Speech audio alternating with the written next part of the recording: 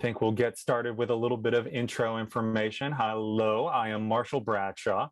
I am staff on the Legal Value Network, and I'd love to welcome you all to Recruiting and Hiring and Screening, Oh My, our webinar for today. I have a few housekeeping notes for you all, which I'll move over to the next slide for.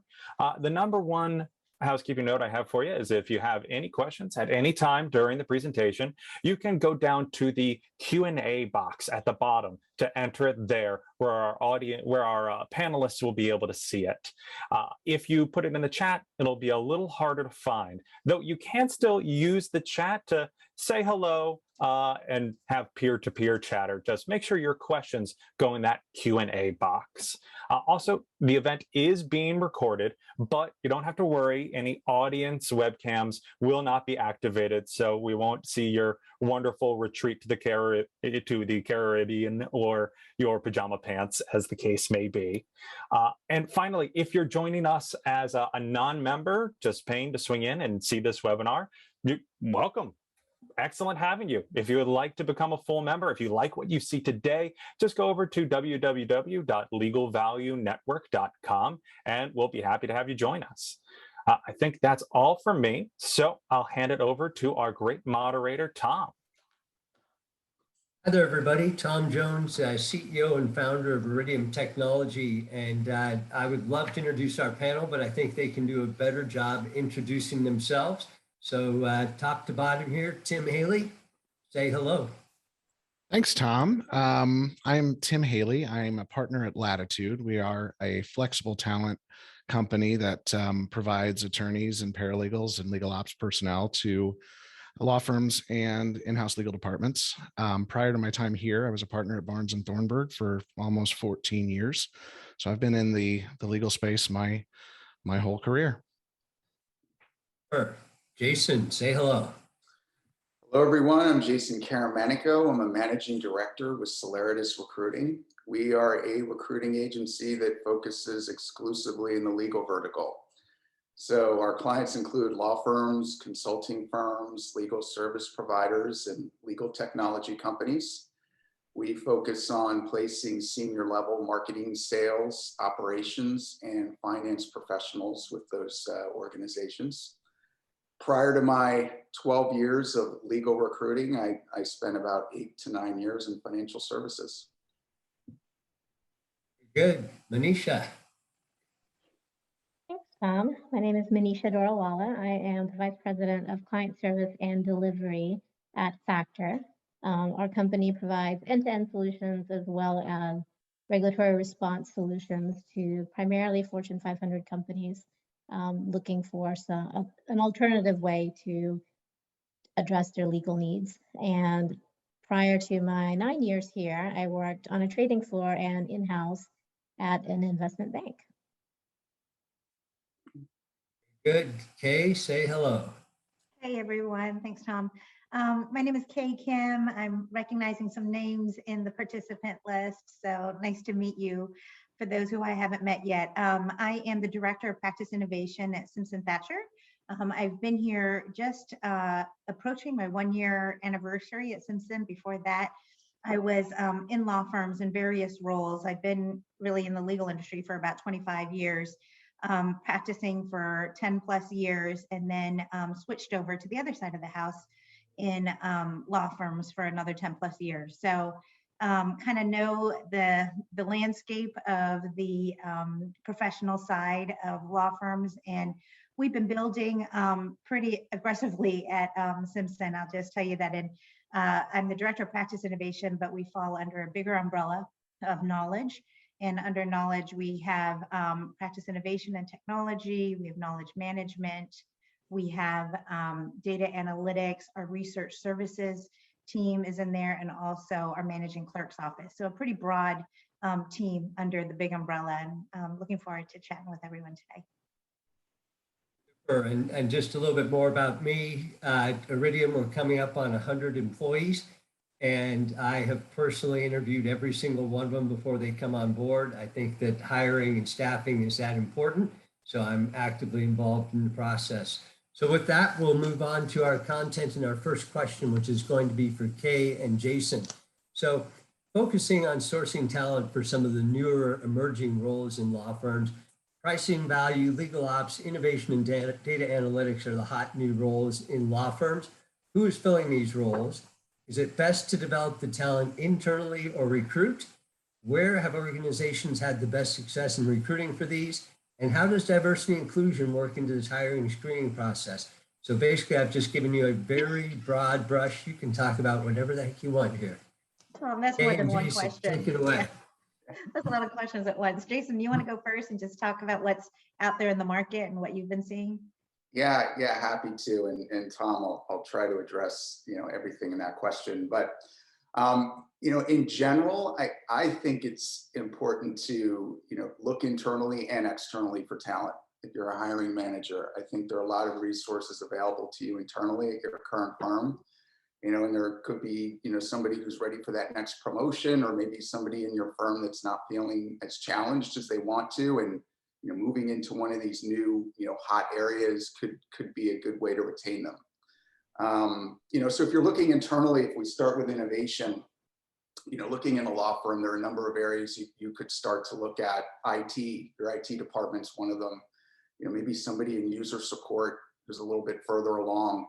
A solutions architect who has a number of years of experience under his or her belt could potentially be a fit moving into these, IT focused innovation roles.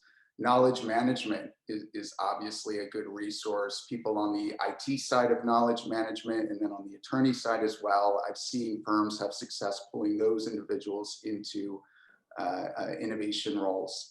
And also attorneys, you could have like an associate or a senior associate at your firm that maybe is burnt out and just, tired of chasing the billable hour, and maybe they have an affinity for legal tech, and going into innovation could be a great career path for them. So I'm seeing some of that too. If you're going to look outside of the law firm environment, there are a number of different options. You could look at, bringing a salesperson or an operations person over from a legal tech company. I've seen that be successful. There are a number of consulting firms now like EY Law, Elevate, Deloitte Legal, HBR Consulting that have these legal ops consulting professionals that are doing some of this work, and certainly they could transition into legal innovation in a law firm, and I've seen that be successful as well.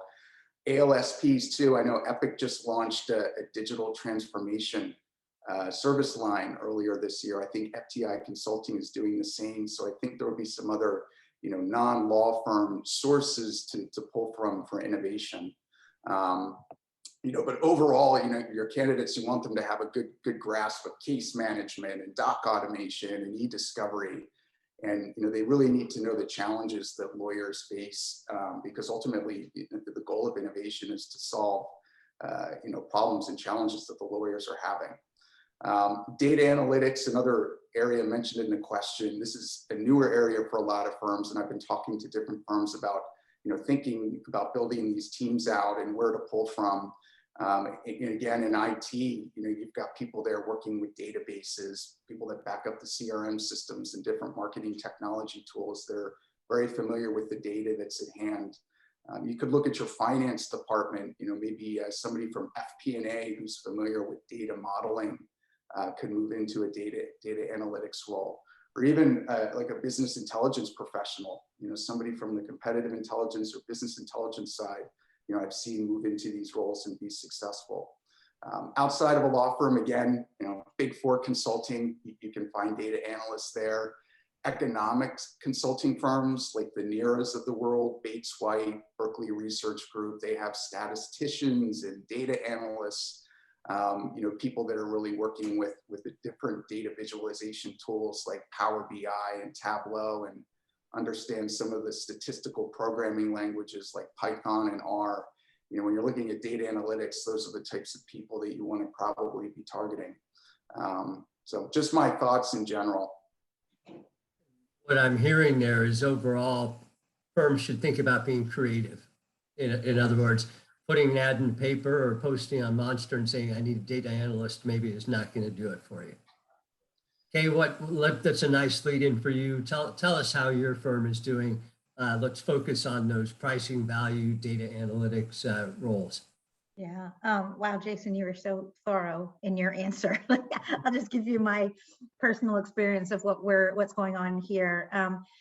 I agree. I mean, really, when you look at all of those positions, for those of us on this webinar and participating as an attendee, we know that the roles just are so varied. You know, someone that you're looking for in data analytics on the requisite skills is going to look incredibly different from what you're looking for on innovation. But there are some common themes, I think, that run across all of these. And change management is a huge one across the board. For us, you know, when I got here, I had to build a team pretty quickly, and there were things that I was looking for in particular. And I lead innovation, and so a lot of what Jason talked about, it resonates with me. You know, at the end of the day, the most important things, and at least the practice innovation roles in law firms, is you have to have the ability to step into the shoes of our attorneys. You have to understand what their pain points are. And these are soft skills that don't show up on a resume. They're, you know, it's great if you've been a lawyer before, but it's not required that you were a lawyer.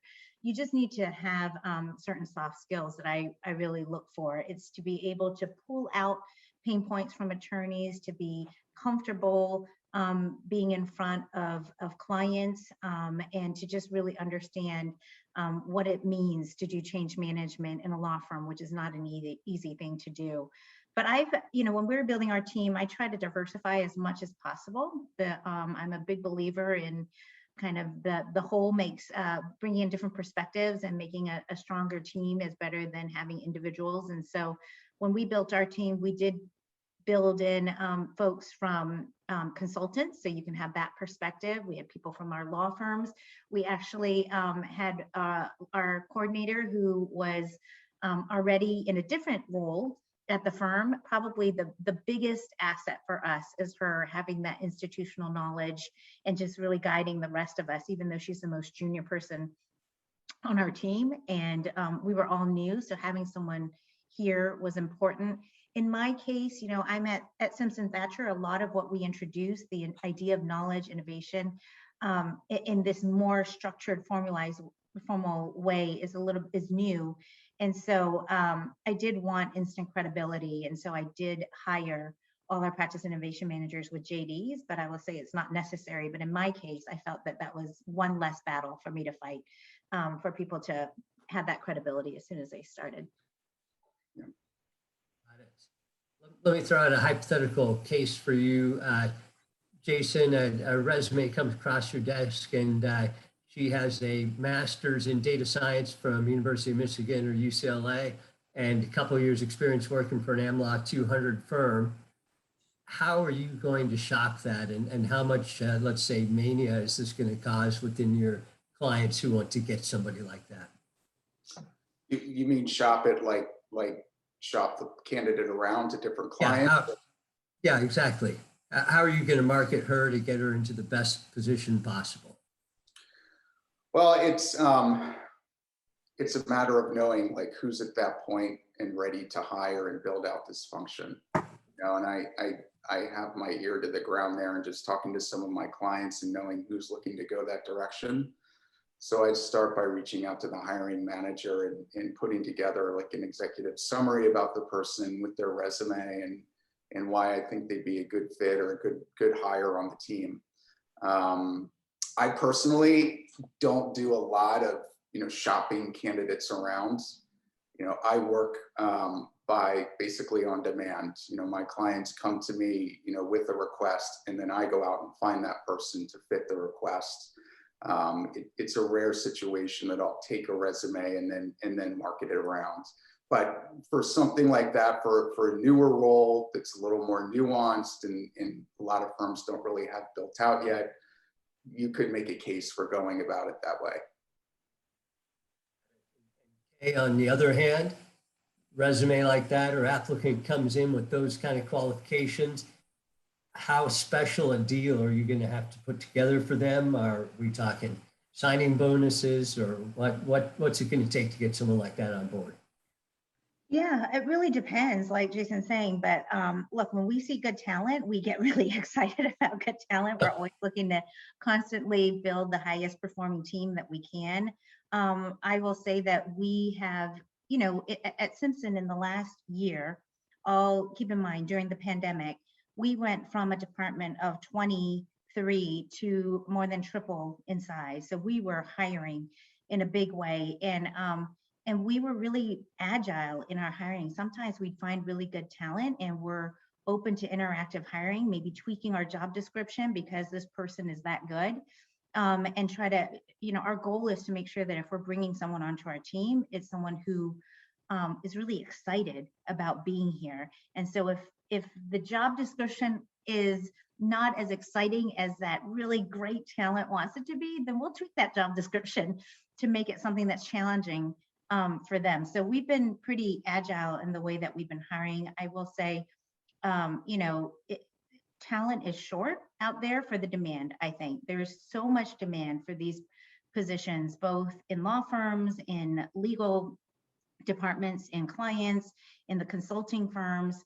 And if you're really strong talent, then the employer will recognize that and probably preserve that. If I don't have someone for that role right now, I'll save that person's resume for sure, because you just never know what's going to happen down the road. Hearing about the incredible growth that you've had in your team, it brings up a bonus question. Iridium, we've probably hired 25 people this year.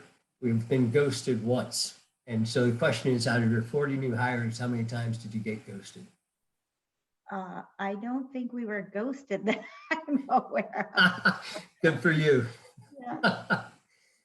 Very good. We're going to move on to our next topic, which is hiring for diversity. So Tim and Manisha, to the audience, we're very fortunate to have representatives from ALSPs on the panel. So they're actually helping law firms with their short and medium term staffing needs. Is diversity a selection filter for your law firm clients when selecting resources to retain? And what are your observations on the diversity of resources that are choosing to work with ASLPs? Tim, you're unmuted. Let's start with you. Oh, good. Yeah, so I'm going to start by saying, you know, the obvious that we can't discriminate in hiring the same way that any law firm can't discriminate in hiring. That said, everyone is acutely aware of the diversity problem in our industry, and it's something that is top of mind in I think every decision, whether it's hiring or you know, your payouts to staff, like everything. It's something that is top of mind for all the firm clients that I have, and a lot of the company clients I have too. So yes, it's something that is considered. It's not what I found. Two things in our space. The attorneys and paralegals and legal ops folks, sometimes the reason that they choose Latitude is because we give them some flexibility, so they can choose not to work full time if they don't want to, or they can choose to work on this project, take a couple months off and work on that project, whatever it is that fits with them. So there's, from the attorney side, there's something else going on in their life that makes the traditional path not appealing, not viable, or maybe they just don't think it's viable. In that respect, the you know, you aggregate all the people that make these choices. I mean, our roster is more diverse than the legal industry as a whole, pretty much across the board. And what does that say about the industry? I don't know, but it's something that is interesting, something that's important to think about. And you know, we usually do have diverse candidates available. I didn't answer the rest of your questions. I can't remember them. Circle back. Manisha. Okay. Similar to what Tim said, I think that we tend to attract a lot of diversity. Yeah. You know, at Thacher, people are our core, and I think just through word of mouth, once people hear about the experience that Thacher provides to its employees, it just naturally attracts a pretty diverse group to the company. As far as clients asking for that diversity, you know, we get asked that question all the time from clients. What is your diversity? They need to understand what their vendors' diversity statistics are. And so we are asked that a lot, but I don't know that their decision-making revolves around that diversity. I think their decision-making does revolve around diversity of experience though, right? How much experience do our people have, and how many different types of legal industries have they actually sat within, so that regardless of what the client's expectation or need is at that moment, they always know that it might change over time. They like to hang on to the same people, right? So how can we leverage the same attorneys that you're giving us for different things that we might need at any given point? Going a little bit deeper on that, both of you said that your feeling is, or your knowledge is, that your staff is more diverse than the law firms that you're serving. And if I was to go out on a limb and say, it kind of implies that there is a group of people out there who feel that that law firm sign up and slug it out for 12 years and try and get to be a partner is not really for me. And so they come to you guys. Would that be a fair theme to assert? Yeah, every case is different, right? Every attorney has a different path. And it's hard because the urge is to aggregate. And the urge is to come to that conclusion, but I don't know that that's fair, because we've got a ton of attorneys that had to leave the practice because they had a sick parent or a sick kid, and there was something else in their life that pulled them away. And then you start thinking about that a little bit too much, and now you're getting into like societal gender norms, and I mean it's real easy to come to this broad conclusion, but I think there's a lot more going on than just summarizing things in a way that yeah, this group of people is alienated by law firms. It might not be wrong, but I don't think it's right. Fair enough. Manisha, anything to add? Yeah, I'll just add that one element that I've seen, or one characteristic I've seen in a lot of folks that end up moving away from law firms and going to ALSPs in particular, is that they're looking for this opportunity to innovate. They're looking for this chance to be able to try their hand at different things, right? And not just stay within the practicing lawyer role. And so I think that even if they don't end up doing that, say they go wherever they end up going and all they're doing is still practicing law, focusing on legal negotiations or contracting or whatever it may be, but still strictly within that lane, just the idea that they can at any given moment jump to something different, I think it's exciting for them. Yeah, I love that. It actually is a lead into the next question I was going to ask would be, what would be the most common reasons that someone signs up with an ALSP? And for me, the obvious one is the variety and flexibility. What else would it be?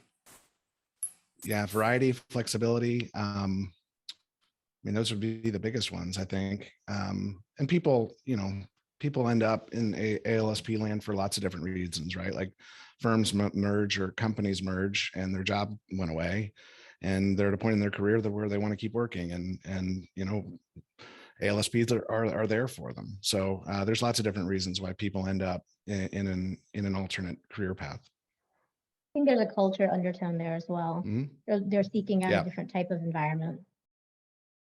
That's a good one. How often do you see it that someone from your staff says, hey, I'm going to go back and join a law firm and finish my career out there? It happens, but it's not common. It's happened more recently since the law firms have raised a lot of salaries, but I don't think that that's I mean, at some point, right, everyone makes a choice for what's best for them and their family, and salary plays a role in that. So yeah, I feel like we see more people going to in-house roles as opposed to law firm roles. Good. Well, our next topic is hiring remotely, and so this is for Manisha and Kay. With the advent of COVID, almost all recruiting screening is being done online. We know the challenges here. What are the policies and procedures that your companies have put into place to still bring on the talent that you need? And Tim and Jason, we'd love for you guys to jump in also. Sure. Kay, let's start with you. Yeah, I think we also got a question in the Q&A about remote work too about like what our thoughts are about hiring, keeping talent in remote only positions. So not just interviewing, but also just remote only positions themselves. But I have like a real life experience of I was hired in a completely remote environment. I started last year in November. I didn't meet anyone at the firm my new firm for like 6 months before I hired everyone on my team without meeting anyone in person. All my peers, my boss, everyone else I had not met. So kind of a neat situation. I know it might on the outside seem like it could be a negative. To us, we found it as a huge positive. Things move so much faster when you're in a remote environment. You didn't have to like wait to schedule and make sure that everyone's schedules allowed for someone to come in and meet with them. You could just schedule all throughout the day. So a candidate like me, it was having, I could have interviews throughout the day, throughout the week, and it just keeps moving without like setting aside an entire day to come in and meet with folks. We moved really quickly because of that. And, for us, it was a really positive experience. I think even with people returning to work, we probably continue to do a lot of our initial interviews, virtually versus doing them in person. And so that's kind of been my experience with kind of the hiring remotely. We found it as a great positive for us in our process. As a recruiter, I've enjoyed it because it's a lot easier to get a hold of people. Yeah.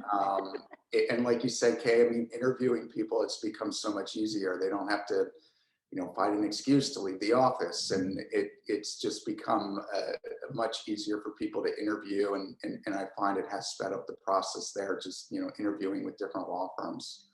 But I just talking to other, hiring managers who have brought people on remotely, as far as keeping them engaged, it's regular contact. When you onboard somebody, the key is as being a hiring manager is just regular outreach, making sure your new hire has what he or she needs, and from other team members as well. And if there's lawyers involved, that's also very useful. But just regular, constant engagement in those first 2 to 3 weeks when they come on board to make them feel welcome. That it's a really good point, Jason. When you talk about not just the interviewing process, but once the team is hired, it's so critical to have that constant engagement. And I tried to write back in the Q&A about like how, even positions that are remote, as many of us kind of still are, it's when you join a new team, like this deliberate sense of team collaboration, it has to be built in. So for example, we have on knowledge, we have an assistant to the department who was the glue. We call her the glue to everyone getting integrated into this department well. And we had to come up with a lot of creative things to make sure that people were feeling engaged and integrated when you're in this type of, it's not just like check-ins every week, it's also department-wide things, doing things. We have a Teams channel where we share things that are personal, pictures and stuff, just so we get to know each other outside of just the work that we do. So many different tactics that we had to deliberately come up with to make sure everyone felt integrated into the firm. And we did start this, maybe since the summer, making optional meetings for the departments where people are coming in and meeting one another, and so important to do all of that. I'll add to that and say at Iridium, we've always been a 100% remote company. We literally have employees all the way around the world. And we do things like we share the pictures on Friday at noon, everyone posts pictures of you and your dog at the park. We have a poker tournament every month, Texas Hold'em. We, as the CEO, I just randomly call a couple employees per week to say, hey, how's everything going? Checking in. And, we're involved in, I'm involved in all the probation period reviews. The other thing is just, we never allow anybody to be in a meeting without having the video on. In other words, we want you to see your coworkers, And the other thing is every meeting that we start, the first 5 minutes is the segue. And this is where I say, hey, my kid just got a 4.0, or, I shot a 73 at golf. Like that would actually happen. But for you to know that what your teammates are up to and about their kids and dogs and vacations and all that, it just makes it much more personal. So I'd encourage everybody to kind of have that oversharing culture. So I'll share a similar story. I mean, we were doing a lot of our certainly pre-screenings, initial screenings, like secondary interviews virtually before COVID, and then the tricky part was then transitioning our experience with some of our clients who didn't have that experience after COVID. And there's some bumps along the way, but but I agree with Jason and Kay that for the most part it's a lot easier. There's one piece that we saw frequently enough that I think it warrants mention is that for some organizations on the hiring side, you'd get to an interview and talk to the candidate, talk to the client, be like, hey, yeah, great, they like each other, cool. I'm going to have them talk to somebody else.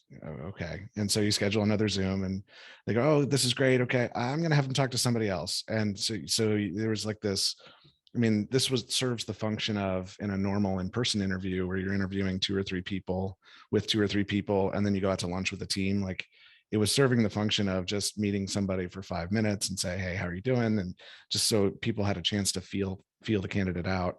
That part of an in-person interview does not translate very well virtually. And I still think there are challenges in trying to figure that piece out. But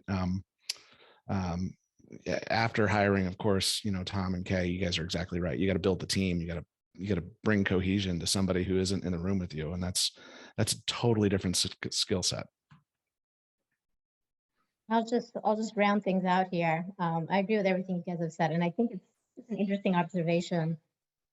This hasn't been easy, obviously, especially for those companies that have never done this virtually. But just hearing your responses, I love that we're finding that silver lining, and we're really focusing in on the things that worked well, thinking about the things that haven't worked well, and adjusting for those as we go along. But really making a bright story out of something that otherwise could have been, dark and gloomy. One thing that I'll say that I've appreciated about hiring remotely and going through that interview process virtually is that in some ways we've become unscripted.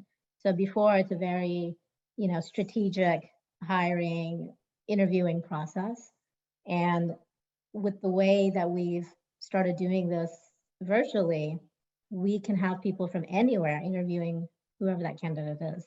And what's come of that is those different opinions and the different types of conversations and the depth of information we can get into.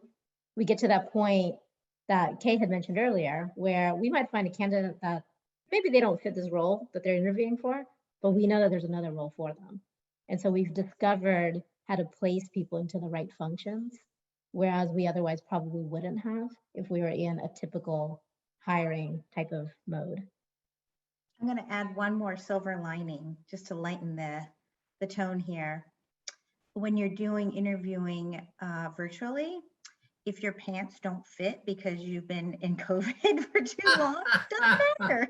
Don't even need to close the jacket. Nice. And wrapping up this topic, I thought of one more thing. Microsoft Teams, there's a plugin available and it's called Karma. And what you can do is give Karma points to people in your organization. So Tim, hey, just wanted to say great job on that presentation today. Or Ash, fantastic work getting traffic for that webinar. And so multiple times per day, the organization is seeing, hey, someone in New Zealand helped someone in Canada today. Hey, someone in Lebanon helped someone in the US. Hey, someone called out one of the managers for doing a nice thing or taking care of them.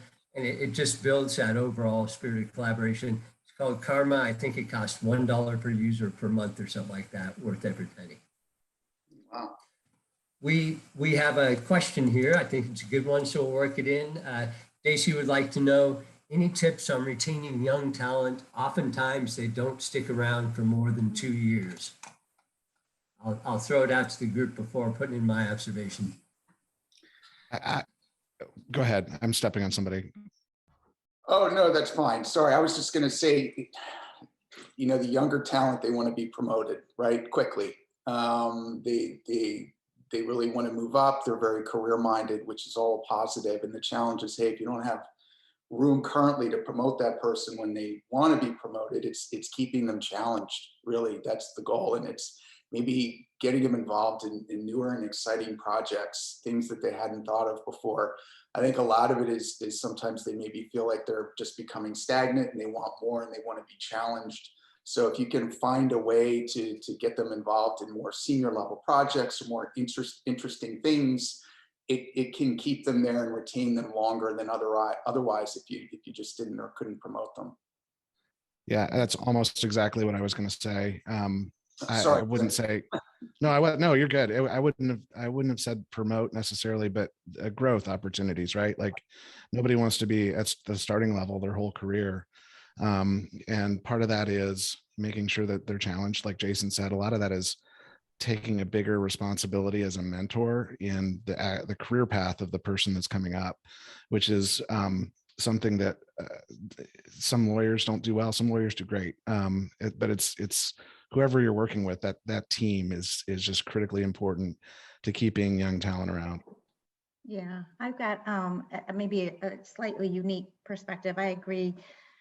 Challenge, keeping people challenged. I think maybe there's not enough emphasis given to leaders of teams to really build relationships with each member of the team. I value that so highly. I've always valued it for the folks who did that for me. And I think it's so important when you're building your team to make sure that each person on that team has a relationship that's genuine and real beyond just an employee on the team. The other thing that I've always been a fan of, I love young talent. I think you get the best out of the newest joining the team. It's like my favorite position to hire for is like coordinator roles or specialist roles. And whenever I interview for that, I say this, and I mean this sincerely. I love when someone doesn't want to be somewhere like for their whole career, because it means that they're ambitious, that they're looking for bigger things. But on the other hand, for us who are doing the hiring, we need the consistency of somebody. So I can't have them coming for a year. But I do say in my interviews for those roles that I much prefer 2 to 3 years of excellence versus 10 years of mediocrity. And this is without question. I'll take those 2 to 3 years of superb talent over someone who's willing to stay with me for 10 years, but is only giving me like mediocre work. And so I just acknowledge it. I embrace it. And I say, I'm going to support you when it's time for you to move on to your next thing. And I'll be your first champion. But I just need in return from you what I need, which is at least 2 to 3 years so that we can I can develop you. We can do good things together. And then I'll be your first, the first person to write your recommendation or to support you when you're going to your next part of your career. I think that coaching part is critical. And a lot of times what we've seen is that young talent just appreciates knowing that they have that backing and that the sponsorship and support. And that in and of itself convinces them to stay longer. I'll say, first of all, the problem of not being able to promote young talent is a real one. I mean, my company, we have 95% retention within our employee base every year. So it's not a whole lot of management or senior positions opening up. So we do have to keep those younger employees basically challenged based on their assignments and make sure that they keep interested. What is interesting is our company, we have flexible hours, work from home forever, unlimited vacation policy, all kinds of support, initiatives. And some of the older folks on my staff say, the problem with the younger folks is they've never had a bad job, so they don't realize how good they have it here. And so I'm glad that our attrition is low, but I would say it's not just happening. We're working darn hard to make sure that we're retaining people at all positions and ages within the company. We have one other question or comment here. Yeah, just an amen there. Very good. moving on to our next topic. The topic is what I call screening plus. And so I've found in running my own company that when I'm hiring, you come across somebody and he says, oh, sure, I've been working with SQL Server for 10 years, but that's just not good enough. We've hired people whose resumes look great, and then they just couldn't deliver the goods. So now we set up a 2-hour test for any technical position. And we also create screening tests for marketing, sales, admin roles, et cetera. So Jason, as a recruiter, describe the screening processes that you use and recommend, and let's focus on the roles like business development, marketing, and pricing. I realize that if you're providing somebody with a lawyer, you're not going to say, hey, have them write a brief for me or something like that. You know, their record is out there. Yeah, I think the example you used in the question, like testing for IT is a lot easier, right? You can put them in front of a computer and they say, oh, I know SQL, well, let's find out. You know, with some of these other roles we've been talking about today, it's a little bit more challenging to really suss out, you know, whether that candidate is embellishing a little bit. You know, so an area I do a lot of recruiting in is, you know, marketing and business development roles for law firms, more on the business development side. And, you know, my general line of questioning when I speak to candidates at a senior level is, you know, what's the domain knowledge of your domain knowledge of the relevant practice areas or industry groups that you're going to be supporting in this role? You know, what's your management level experience? You know, how do you handle hiring and firing people? Let's talk about your career movement. Why did you go from here to there? You know, describe the reasoning behind it. You know, why are you open to considering a move? Why now? You know, what excites you about this opportunity we're talking about? So those are some of the questions that I, you know, typically go off of. What I'm seeing my clients do, or at least my law firm clients, is really drill down on writing skills. You know, even for these business development roles, that the writing assessments or scenarios are getting more intense, where, you know, just 4 or 5 years ago, I rarely saw it. Now it's a part of all of my clients' interview processes. And it's just been, I think the driving force is when it comes to marketing, content has become so big. Everything's about content and writing. And then also demand for legal work. It's just become so competitive, you know, with the law firms competing against one another. And, you know, if you're working on a pitch or proposal, you have to be very persuasive or compelling. And so I think that's why these firms are really drilling down on this. But I've seen scenarios where, you know, they'll ask, hey, our fintech group is looking to expand its network, put together a business development plan on how you would address that. You know, the other one is, you know, put together your 30, 60, 90-day plan, or take a look at our website and provide feedback on our offerings. You know, what do you think about our different offerings in writing? Another scenario I've seen quite a bit is they'll say, hey, look, a large, you know, litigation RFP comes in. You know, how do you handle that? You know, walk us through your entire process on how you would handle that RFP in writing. You know, so it's become more intricate and more involved, where before I wasn't seeing this type of thing at all. On the pricing end, you know, I think if you're going to hire like a senior level pricing professional, there are some questions that you can ask to kind of determine what their environment is and how involved they are in the decision-making process. You know, trying to find out what their authority is, if they're, you know, making the pricing decisions themselves, or is it, you know, kicked up to a committee of lawyers who make that final decision. You know, are you involved in the alternative fee arrangements? You know, do you work through those options with the partners? Who approves them? You know, are you currently managing a team? How many people?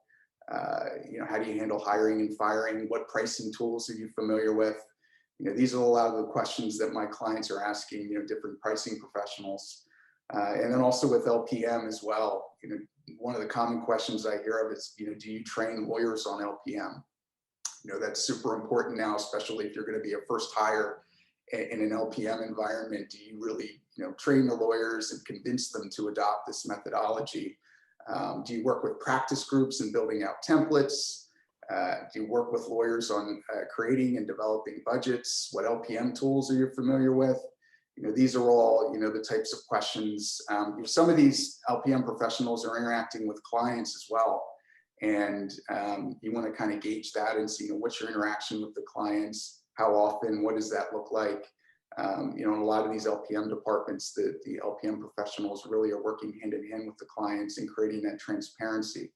So, you know, there's a number of different screening questions that you can ask, you know, to really gauge the person's experience level, but there's really nothing like IT or being able to test somebody on a specific skill where they get a grade. Now that could be coming to some of these other areas. I don't know, but it's not there yet. Hey, how about you? What are you doing for screening applicants? It really depends on the role. I would say that, you know, for us, for example, communications, especially when we're in this remote world, we're presenting so much. I like to see people's kind of skill sets when it comes to PowerPoint, especially, and kind of their eye for communication. Are you dumping a ton of words on there? Are you really streamlining it, put things in notes? You know, the other thing, you know, for my space and innovation, I build out I'm focused on two areas. One is innovation and one is on practice management. Two very different skill sets, one more financial oriented, one more tech oriented.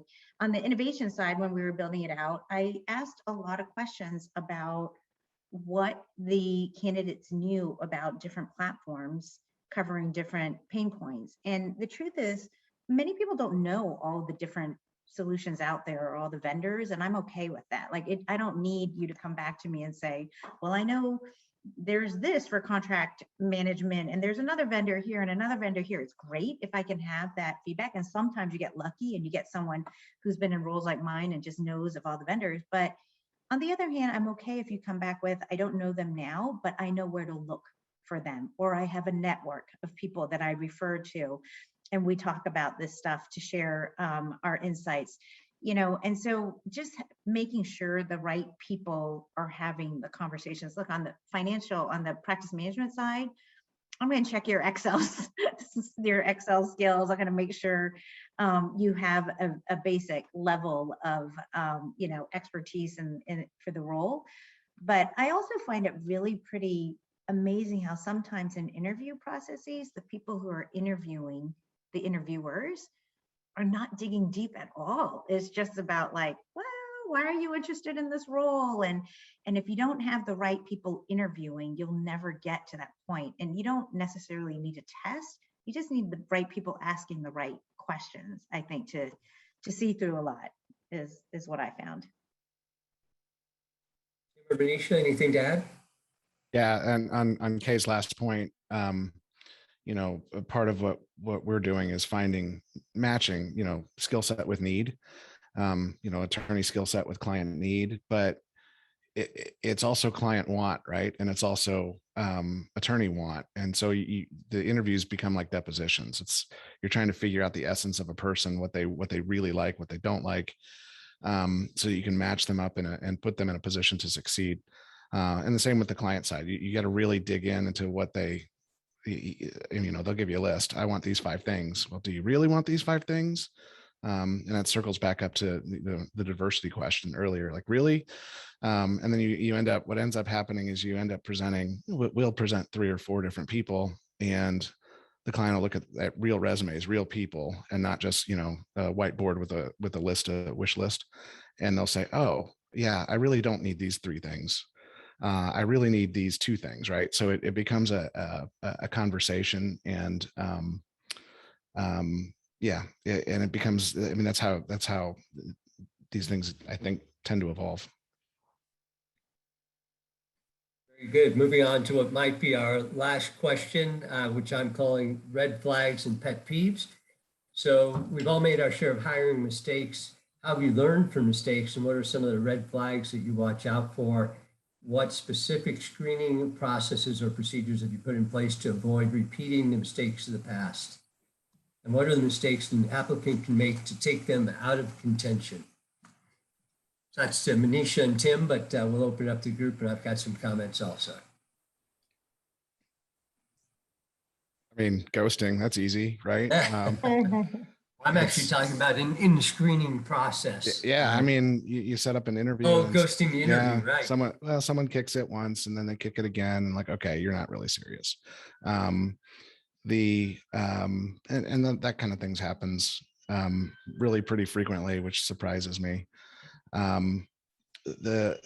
In terms of screening, the issues that we've had the last year are primarily circle around COVID, or some crazy life event that nobody could see coming, and you end up getting maybe you're at a final interview, or maybe you're already working, and then a spouse dies, or you get COVID and are in the hospital for a month, and those are really stressful events for the individual that completely, you could screen everything right, you just can't anticipate that, and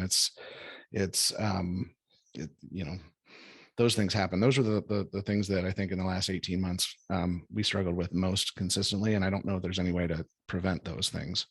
In terms of just like experience gaps, we can feel, you can feel a person out, and most of the time, if you've got a good sense, you can tell whether you've got a good feel for who they are and who they say they are. But sometimes they're just showing off, right? Just for the interview process. And that part, I think, goes to Kay's point earlier. Like, you really need to dig in on the interviews. You've got to dig in. And if there's a loose thread, you got to pull on it and see where it goes. Me, just a random comment. We went to having a standard set of interview questions that we use every single time, because otherwise it can just go into, oh, sure, Tim's an Eagles fan also. Oh, so am I. Hey, what a great guy. And then we talked about the Eagles for a half hour, and I thought he'd be a super guy to join. No, so we have a detailed, 17 questions we run through for all applicants. I'll say for me, the two red flags that come up during interviews is, number one, I am a direct kind of guy. And so if I ask a question, I say, hey, how many years did you work at this? I don't want a meandering answer that says, well, I've got broad skill sets and I've got this. I'm looking for 3 or a 7 to come out of your mouth and to hear it pretty quickly. And the other one is, if you don't ask anything about my organization, or even better, the people who come in and they say, hey, I looked on your website and this looks like a cool product. Can you tell me more about that? Or your company's diversity position, anything like that. They've got to be curious about what it's going to be like to work for this firm. Otherwise, I just don't think that they're serious. Who's going to commit to 3 years working for a firm and not have any questions about it? I'll totally affirm that. Can't stand it if a person didn't at least put in the work to understand where they're applying and what exactly we're looking for, at least from the job description. But surprisingly, how many people are just kind of throwing resumes out there and hoping they stick? But that's a huge pet peeve for me too, if they're not aware of at least making an effort to understand my firm, what our culture is about, what our practice areas, what that we're strong in, anything to just show me that you've did some work and you care about this particular place versus just a job. By the way, for any potential applicants out there, LinkedIn is just an awesome tool to flatter your interviewers, to look at my profile and say, wow, Tom, you lived in Prague for 4 years. How was that experience for you? Oh, I'm just, wow, this person's interested in me. What a great man or woman. LinkedIn's a great tool for that. Tom, just to your point earlier about having a structured set of questions, through my experience, now I also have a structured way of rolling out the interview itself. Here's how and explaining that to the candidate at the very beginning. Here's exactly how the next 30 minutes is going to go. And the reason is because I do recall one interview vividly where I walked into the room and sat down, introduced myself, and the candidate said, let's let the interview begin. And I said, okay, great. And they started interviewing me with some very interesting and odd questions. Clearly, this person hadn't had a lot of interviewing experience. I mean, I think one of the first questions was, where do you see yourself in 5 years? And I almost slapped my head, right? You've got to be kidding me. That's crazy. Very good. Well, that was such a nice anecdote. I think we'll wrap up on that one. So let me say thank you very much to all of our panelists and to all of our attendees, and of course, the Legal Value Network for hosting us. Marshall, I'm not sure if you're going to jump back on here, but I know that the recording will be available. That's right. We expect to have the recording available in the next week or two on our website for any members. Good. Thanks for joining, everybody. Have a great day. Thanks again to our panelists. You guys did a great job. Thanks. Thanks, Thank everyone. you. Thank you. Thanks, Tom. Thank Thanks, everyone guys. for attending. Thank you to all our panelists. Thank Take you. care, everyone.